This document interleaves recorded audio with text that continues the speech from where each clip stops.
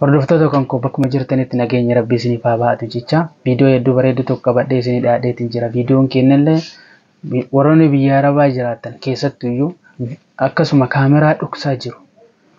Karaa maadimana maadaamis ta'e karaa biraas bakka jiraatu kamittis kaameraa dhoksaa kenna akkamitti akka itti beekuu dandeettan qabadhee isinii dhiyaadheetiin jira. Turtiin keessa naga dhumaatti nooleen haa ta'u isiniin jaa chaanaaliin keenya chaanaalii barumsaati. Akkasuma profaayila Facebook kennallee follow godhuun akka nu hordoftan isiniin jedha gamanumaan gara barumsaatti. Iloostirii keenyarra eegaa dhufne bakka search box kanatti hidden camera jennee barreessina. Hidden camera detector jennee barreessina. Akkuma asirratti agartan haala kana fakkaatuun fida. Yeroo tokko kilik goona. An buufadheetiin jira. Isin ammoo buufachuu hin dagatinaa. An ooppiin jedha. Haala kana fakkaatuun dhufa. Bakka detected wire camera jettu tana yeroo tokko gadi qaba.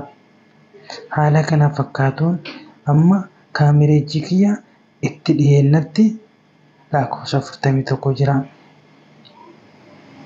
Yoo dhiyeenna baay'ee bira geettani asittiin bakka amma agartan kanatti diimaa isinitti mul'isa. Sagalee illee dammoo isinitti yaa jechuudha. Sagalee isinitti agarsiisa.